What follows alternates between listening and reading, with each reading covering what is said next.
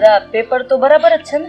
હા, બધા paper ready કરાવી રાખ્યા છે, ખાલી આમાં સાઈન કરીએ ને એટલી જ વાર છે. પણ આ આશાને આ જમાઈ જો આવ્યા કેમ નહીં? આવતા જશે. આપણા સુરતનો ટ્રાફિક તમને ખબર છે ને? આવી ગયા. આ બેટા આવ. કેમ છો મમ્મી? કેમ છો પપ્પા? બસ મજા છે. જય શ્રી કૃષ્ણ. જય શ્રી કૃષ્ણ. બેસો. આવવામાં બહુ મોડું થયું બેટા. આ ટ્રાફિક જ નડ્યો હશે. હા મમ્મી, જો ને. પપ્પા, કેમ અમને બંનેને આમ અચાનક અહીંયા બોલાવ્યા? તમારી તબિયત તો ઠીક છે ને? હા પપ્પા, મમ્મી, હા કંઈ પ્રોબ્લેમ તો નથી ને? કારણ કે તમારો અંજલિ ઉપર ફોન આવ્યો ને એટલે તરત જ અંજલિ મને અહીંયા લઈને આવી છે. હા, કંઈ તબિયતમાં કંઈ પ્રોબ્લેમ તો નથી ને? અરે નહીં બેટા, અત્યારે તો મને કોઈ જ પ્રોબ્લેમ નથી. આ જુઓ ને, તમારી સામે જ બેઠો છું. પણ આવનારા દિવસોમાં કંઈ પણ થઈ શકે એટલે મેં એવું નક્કી કર્યું છે કે આ બધી મારી માલ મિલકત તમામ પ્રોપર્ટી હું તમારા બંનેના નામે કરી દેવા માંગુ છું. અને એટલા માટે જ તમને લોકોને ફોન કરીને અહીંયા બોલાવ્યા છે. પપ્પા, તમે આવું શું કામ બોલો છો? તમારી બાયપાસ સર્જરી તો થઈ ગઈ છે અને તમે આવું વિચારો છો? તમને એકદમ સારું થઈ જશે.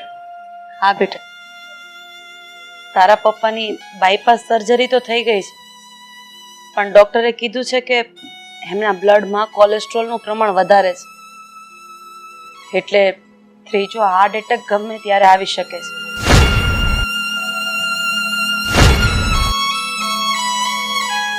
અને આમ પણ હા, તારો ભાઈ આપણને છોડીને ક્યાં જતો રહ્યો છે, ક્યાં છે એની આપણને કોઈ ખબર નથી. આ જોત જોતામાં 7 વર્ષ જેવું વીતી ગયું છે અને રાજનો કોઈ અતો પતો નથી. બેટા, તું અમારું હવે એકનું એક સંતાન છો. અમારી આ મિલકતના વારસદાર તરીકે હવે તું એક જ છો. એટલે મેં અને તારા પપ્પાએ નિર્ણય કર્યો છે કે હા, બંગલો, ફેક્ટરી, જે પણ કાંઈ થોડી ઘણી જમીન છે, આ તે બધું હવે અમે તમારા નામે કરી દઈએ. અને બેટા, તારા પપ્પાએ બધા કાગળ તૈયાર કરાવી દીધા છે અને અમે બંને સહી પણ કરી દીધી છે. બસ હવે ખાલી તમે સહી કરી દો ને એટલે આ બધું ઓકે થઈ જાય.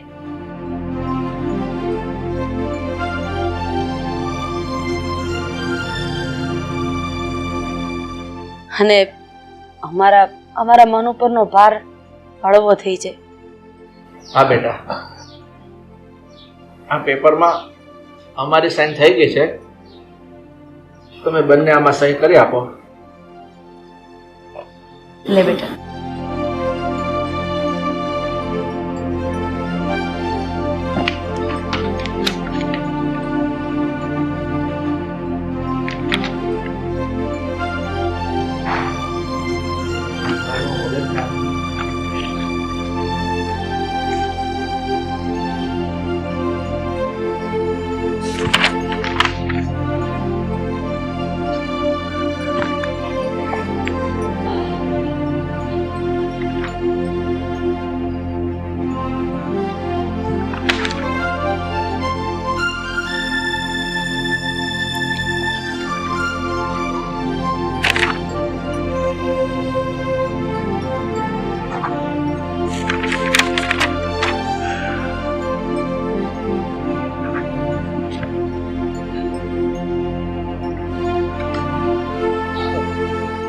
પપ્પા, મમ્મી, અમે લોકોએ ભલે રાજી ખુશીથી તમારી બધી જ મિલકત અમારા લોકોના નામે કરી દીધી હોય અને રાજ ભલે ને ઘરે પાછો ન આવ્યો હોય, પણ તમે લોકો ચિંતા નહીં કરતા.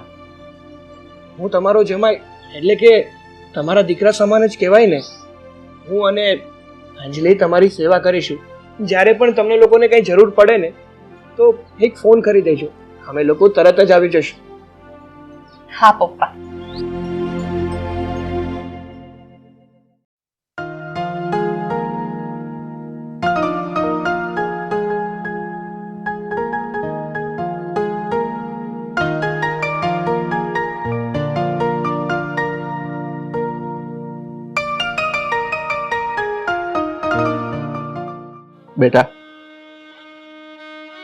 અમને છોડીને ક્યાં જતો રહ્યો છે? શું અમારાથી કઈ ભૂલ થઈ ગઈ છે કે તું અમારાથી રીસાઈ ગયો છે? બેટા, તારા વગર આ ઘર સાવ અમને સૂનું લાગે છે. અમારી પાસે આટલું હોવા છતાં ઘર, ધન, દોલત, વૈભવ આ બધું બેટા તારા વગર અધૂરું લાગે છે. તારા વગર અમને અધૂરું લાગે છે. તું અમને છોડીને ક્યાં જતો રહ્યો બેટા? બસ આખો દિવસ આપ તમારા દીકરાનો ફોટો હાથમાં રાખીને રડ્યા કરો છો. તમને ખબર છે ને, ડોક્ટરે તમને તમારી તબિયતનું ધ્યાન રાખવાનું કીધું છે. આવી જ રીતે જો મનમાં ને મનમાં હેરાન થયા કરશો તો આનું પરિણામ ખૂબ જ ખરાબ આવશે. તો હું શું કરું રાધા? આજે આટલા વર્ષોથી મેં મારા દીકરાની તપાસ કરી, પણ મારા દીકરાનો ક્યાંય પતો નથી લાગ્યો. ક્યાંય પતો ન લાગ્યો. હા બેટા, તારા પપ્પાએ ઘણી બધી જગ્યાએ તારી તપાસ કરાવી, પણ તારી ભાળ ક્યાંય ન મળી. એટલે આ બધી જ સંપત્તિ તારા પપ્પાએ તારી બેનના નામે કરી દીધી બેટા. અરે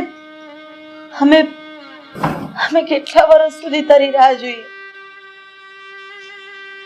બેટા, તું જ્યાં હોય ત્યાં બસ સલામત છે ને, એ વાતની અમને ખાતરી થઈ જાય ને તો અમે શાંતિથી સૂઈ શકીએ બેટા.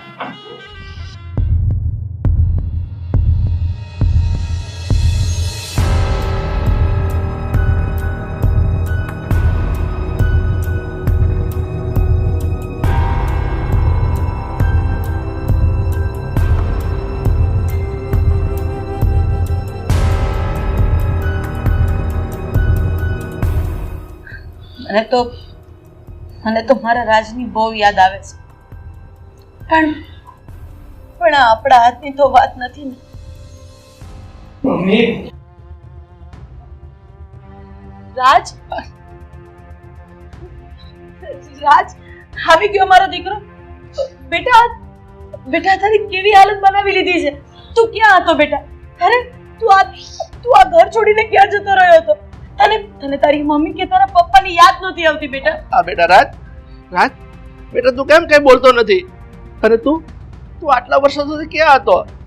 મારા દીકરા, તું કાંઈક તો બોલ ને બેટા.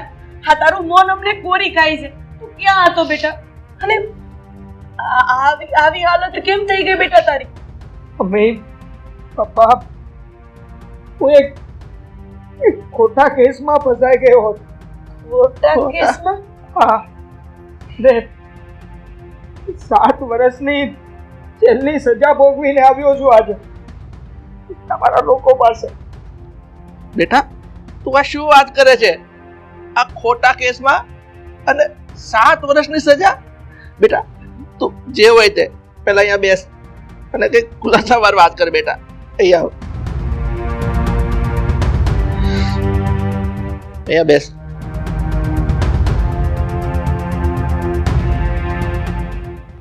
બેટા, હા, આ તારી હાલત તો જો તે કેવી કરી નાખી છે. આટલા વર્ષોથી હું અને તારા પપ્પા તારી કાગ ડોળે રાહ જોતા હતા. મારો દીકરો આવશે, મારો દીકરો જરૂરથી પાછો આવશે. કરું મમ્મી, જેલમાં સરખું બેઠકનું જમવાનું નહોતા આપતા અને બહુ જ મારતા હતા. એટલા માટે તો આવી હાલત થઈ ગઈ. રાજ બેટા, આ જે થઈ ગયું ને બધું તો ભૂલી જા. હવે તું તો ઘેરે આવી ગયો છે ને. રાધા, તું રાજને એની રૂમમાં લઈ જા અને બેટા તું નાહી ધોઈને એકદમ ફ્રેશ થઈ જા. આમ તો જો આ તારા કપડાને તારી હાલત કેવી છે. તું ફ્રેશ થઈ અને બીજા સારા કપડાં પહેરી લે, પછી આપણે નિરાતે બેસીને બધી વાત કરીએ. હા પપ્પા. ચાલ બેટા.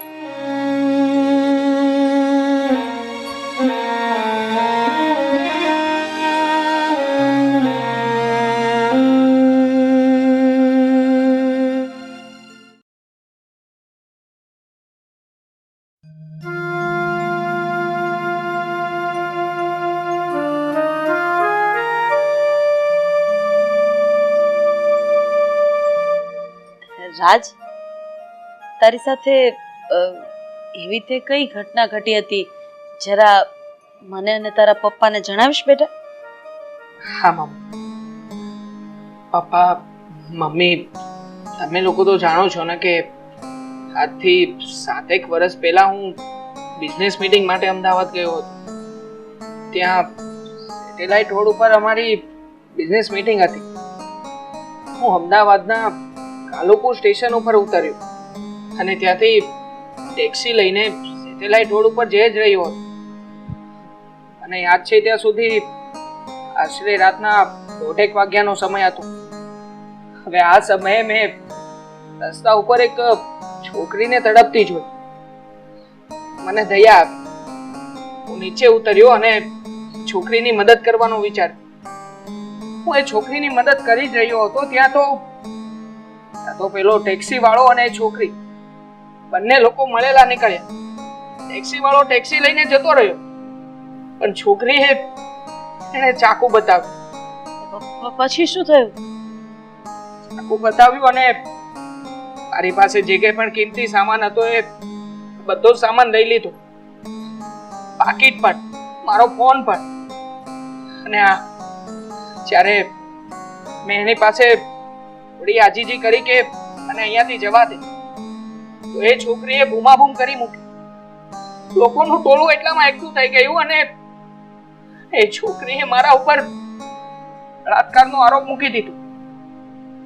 હવે લોકોના ટોળાની વચ્ચે હું હાથ જોડીને કરગરીને કહી રહ્યો હતો કે મેં કંઈ નથી કર્યું. પણ શું કરું મમ્મી, મારી પાસે કોઈ જ પુરાવો નહોતો કે હું એ છોકરીની છેડતી નહીં, મદદ કરી રહ્યો હતો.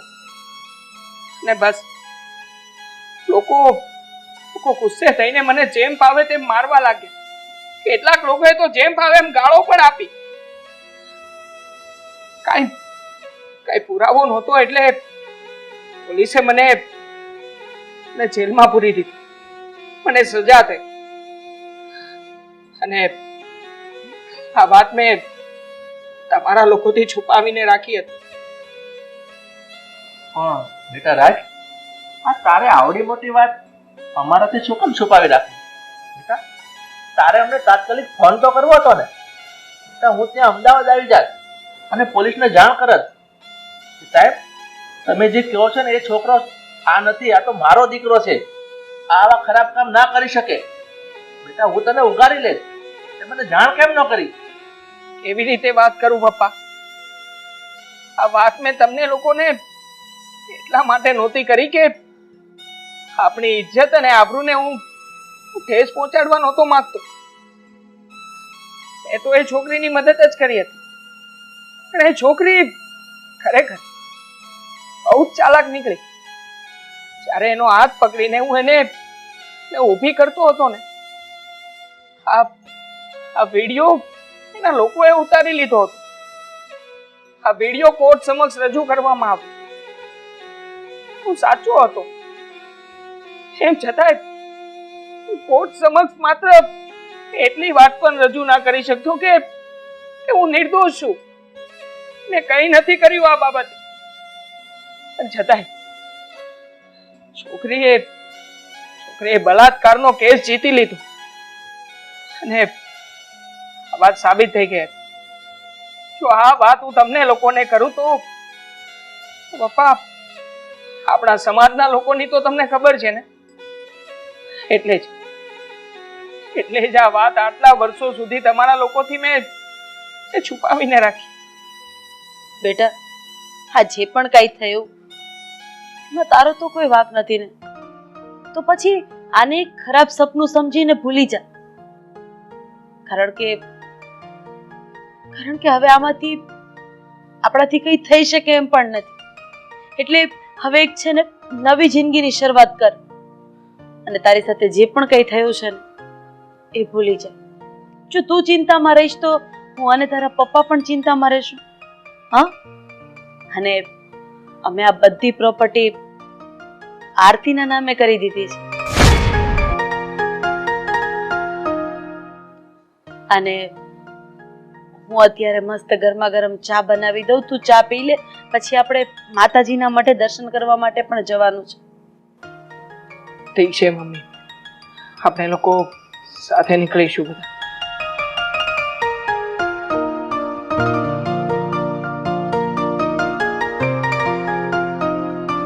બધા. હવે તો બધી ચિંતા છોડી દે. હવે તો તું ઘેર આવી ગયો છે ને. હા બાપા.